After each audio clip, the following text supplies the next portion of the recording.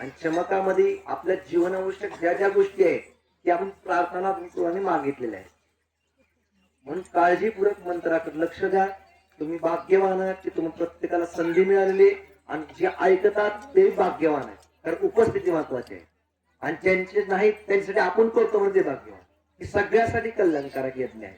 कोणी पिता असो किंवा नसो प्रत्येकाचं कल्याण होणार आहे. फक्त आपली जिम्मेदारी इथं बसून सगळ्यांचं कल्याण करायचं. म्हणून सर्वांसाठी तुम्ही शांत मनाने स्वाहाराकडे लक्ष द्या.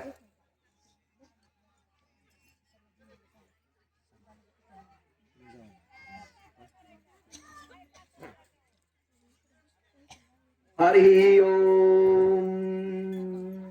यदा देवभूर्मनुर्यज्ञनिर्बृहस्पतिरुत्थामधानी शगुंशदत् विश्वदेवाः सुप्तवाचः पृथ्वी मातर्मामा युञ्जिर्मधुमनिष्ये मधुजनिष्ये मधुवक्ष्यामि मधुवदिष्यामि मधुमतिं देवेभ्यो वाचमुद्यासगुंशसृजन्यां मनश्शब्दस्तम्मा देवावन्तु शोभायै पितरोनुमदन्तु. ओम शांति शांति शांति. सर्व देवी देवतांना पितरांना आणि भगवंतांना सगळ्यांना आपण प्रार्थना केली शांतता.